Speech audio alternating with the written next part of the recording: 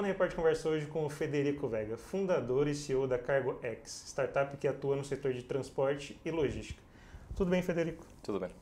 Federico, você resolveu empreender nesse setor que é um dos principais gargalos do país. Por quê?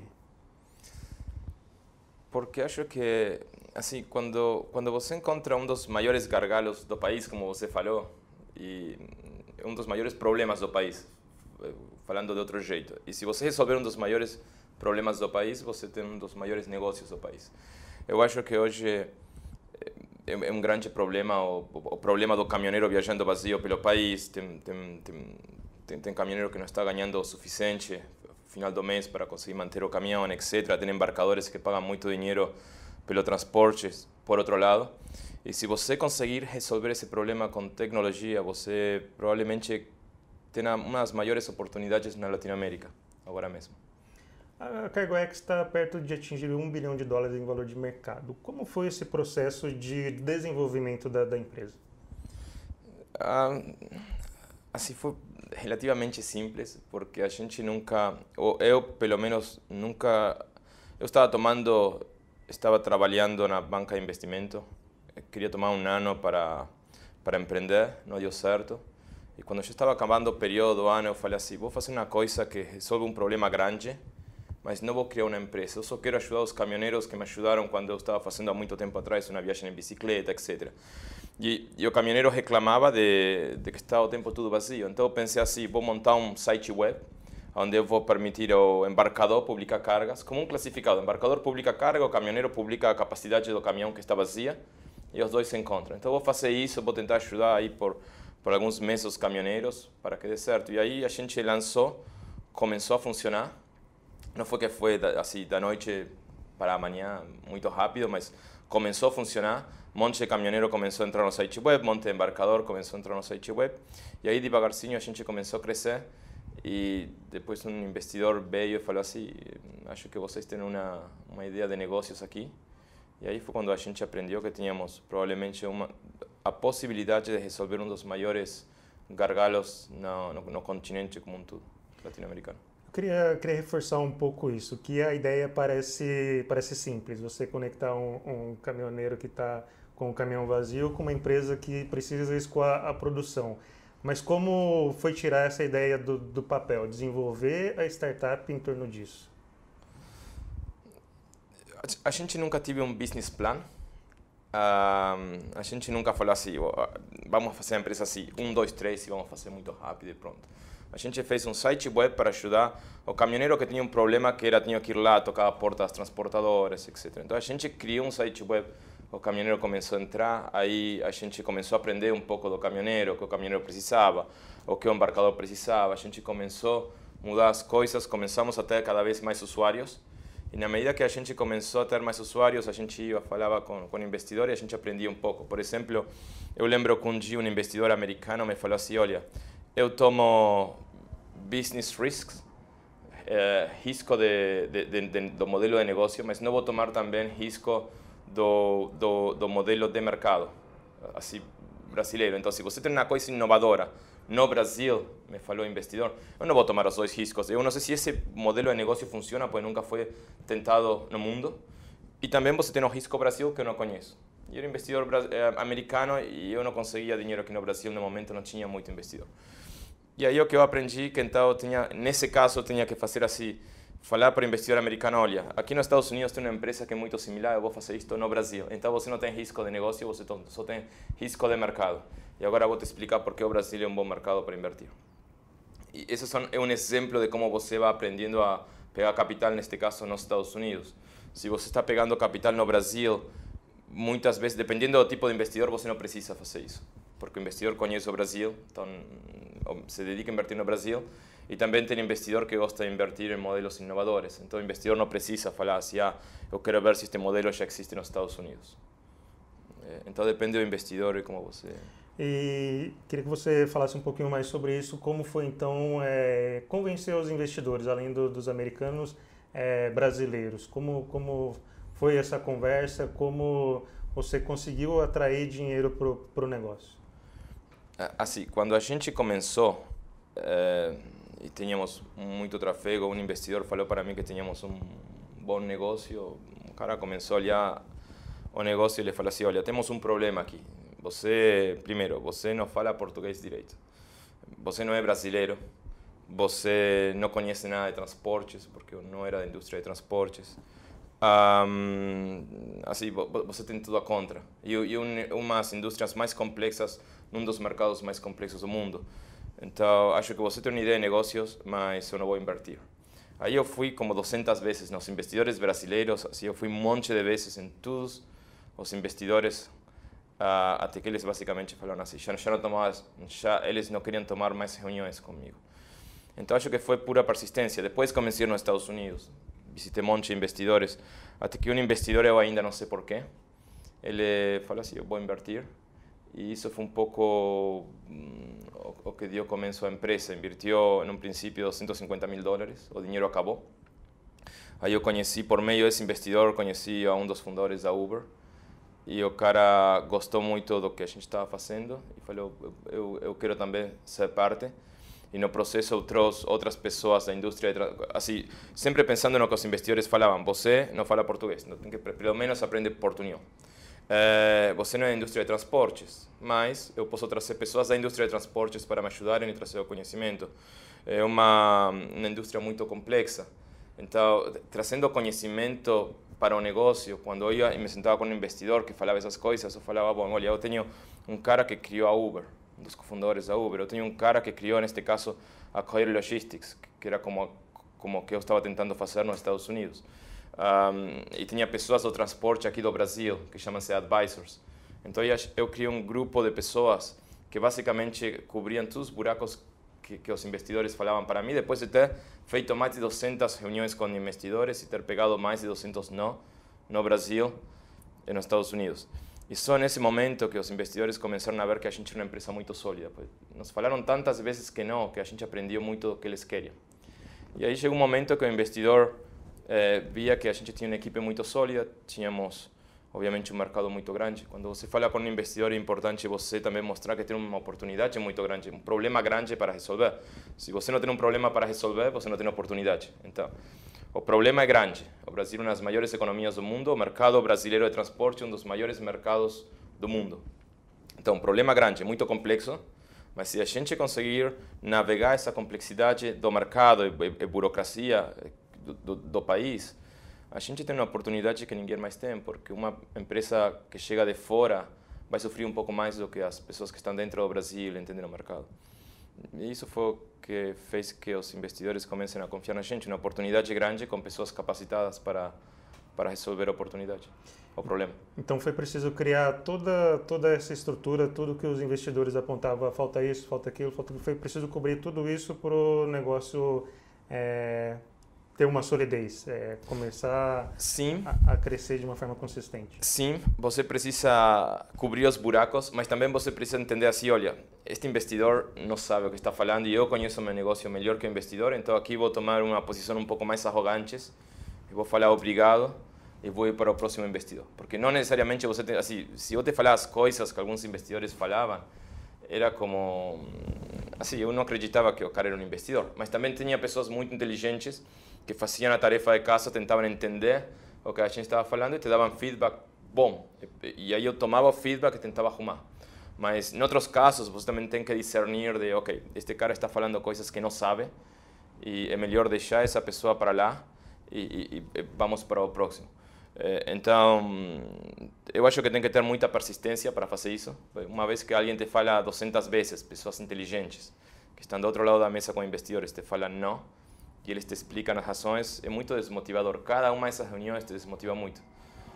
Mas ainda assim, se você tentar escutar e separar o que é um feedback bom de um feedback que não gera valor, e você tentar construir sobre esse feedback, e você continua indo nos investidores, em muitos casos repetidas vezes no mesmo, acaba dando certo. Aqui no Brasil, muitos negócios acabam fechando com 1 ou 2 anos. Você acha que também, por conta disso, esse desafio de convencer investidor, ou então porque muitas vezes o empreendedor ele abre um negócio, mas ele não tem a certeza do que ele quer fazer? Qual que é a sua avaliação sobre isso? Eu tomei o primeiro ano para começar a fazer alguma coisa que falhou em 2011, comecei. Só em 2015 que eu peguei o investimento. Entre 2011, eu basicamente gastei todos meus ahorros da vida, gastei tudo, vendi meu apartamento também, assim, tudo, acabou tudo. E eu passei entre 2011 e 2015 um período onde a gente não tinha, eu não trabalhava, estava focado 100% em fazer alguma coisa.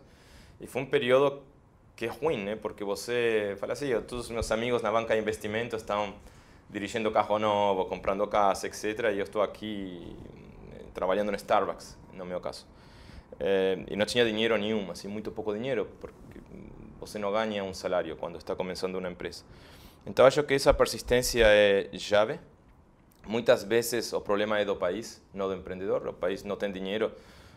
Eu lembro 2012, 2013 começou a economia, o ecossistema de empreendedores começou a sumir, porque os investidores começaram a ir embora e ninguém estava pegando investimento e foi um período muito ruim. Agora estamos começando novamente a falar de unicórnios e de empreendedores que têm sucesso e isso sai na mídia e tem investidores que estão falando que vão invertir no Brasil. Então o ecossistema está ficando um pouco melhor agora. Então, assim, pode ser que tenha empreendedores muito bons em 2012 que não conseguiam dinheiro porque o ecossistema estava muito ruim para conseguir dinheiro e as pessoas muitas vezes têm uma vida pessoal, né? Muitas vezes você não tem a decisão de falar, eu vou ficar 3 anos sem trabalhar. Eu não tinha filhos, não sou casado, eu não tinha uns custos fixos muito maiores do que me manter vivo. Então, eu pensava assim, se eu consigo comer e respirar, eu estou bem. Eu consigo continuar. Outras pessoas não conseguem. E tem que sair, tem que ir e procurar um trabalho. E acho que isso que acontece com muitas empresas. Simplesmente, você tem 2 tipos, desde meu ponto de vista, tem 3 tipos de fracasso no mundo empreendedor. Não é uma pesquisa, é minha percepção. Tem um empreendedor que fala muito de ideia, não executa. Então, fala muito, vai a todos os eventos empreendedores, faz networking, fala com todo mundo de ideias, mas nunca mete mão na massa e faz as coisas acontecer. Isso é um case que eu já vi muito, por isso que eu não gosto de ir em eventos empreendedores. Pouca vez eu vou num evento de empreendedor. E eu acho que são péssimos para fazer networking. 2, acho que quando os cofundadores brigam, isso acontece muito, 2 pessoas que são amigos se juntam para fazer uma empresa, depois brigam e a empresa acaba. E 3, quando você não consegue investidor. Frederico, falando agora um pouco mais do funcionamento da CargoX. Que problemas vocês identificaram nesse setor de transporte e logística e conseguiram apresentar soluções? Eu queria saber como a startup funciona na prática, como que é a atuação de vocês? Assim, o problema que eu enxergava é que basicamente o caminhoneiro há muito tempo já reclama que ganha pouco. O caminhoneiro fala, eu trabalho para caramba e ganho pouco. E o embarcador fala, eu estou pagando muito por frete. Então, por que as duas? Uma pessoa reclama, eu ganho pouco, e a pessoa que paga está falando, mas eu pago muito caro. O que acontece no meio? Onde está indo o dinheiro? Quando eu comecei a investigar, uma das causas para esse problema acontecer é que o caminhoneiro fica 40% do tempo vazio, sem movimentar cargas. Isso quer dizer que 40% do tempo não está trabalhando, mas também tem que pagar a parcela de um caminhão que se deprecia, tem que pagar estacionamento, etc. Também tem que viver, né? Então isso é um grande problema. O caminhão que assim tem caminhão vazio, tem cargas e as duas partes não estão se encontrando no momento certo. Então eu pensei, com tecnologia, com internet no telefone do caminhoneiro e um site web, a gente pode conectar essas duas pontas. E depois, obviamente, você tem toda a parte do meio que a gente consiga optimizar, aonde carregar, como abastecer um pouco mais barato, tem diferentes parâmetros de como fazer a viagem de um jeito mais optimizado e você economizar dinheiro como caminhoneiro. Isso foi o problema que a gente encontrou, e o que a gente faz basicamente é isso, é conectar duas partes. Ajudamos o caminhoneiro, além de encontrar cargas, a abastecer mais barato, encontrar serviços mecânicos mais baratos, conseguir trocar o pneu de um jeito mais barato. Mas a gente também ajuda o transportador. Hoje estamos ajudando muitos transportadores com capital de giro. O transportador não tem capital de giro. A diferença é que a gente foi chamado do Uber dos transportes. Mas a gente não é muito Uber dos transportes porque nós não somos uma transportadora. Não é o que a gente faz como negócio, ainda quando em alguns casos transportamos a carga. O que nós fazemos é ajudar o transportador a virar online, a optimizar os processos manuais que o transportador tem com tecnologia, a contratar um caminhoneiro do jeito mais eficiente possível e também a brindar um serviço melhor para o dono da carga, para a indústria. E no processo fornecemos capital de giro. Quando o transportador não consegue transportar a carga, aí nós entramos e fazemos o transporte diretamente. Fornecemos seguro de carga, etc. Nesse processo todo, você tem uma estimativa de quanto é a economia, quanto pode ser otimizado? Isso depende muito do tempo do ano, da região onde está sendo transportada a carga e do tipo de produto, mas assim, em alguns casos a gente tem visto 20, 30% de economia para uma parte e também 20, 30% de economia em outros casos onde o caminhoneiro acaba ganhando mais, porque um caminhoneiro que ficava 40% do tempo ocioso, ou 60% em alguns casos, e agora está transportando o tempo todo, naturalmente ganha mais dinheiro sem ter que aumentar o preço na outra ponta.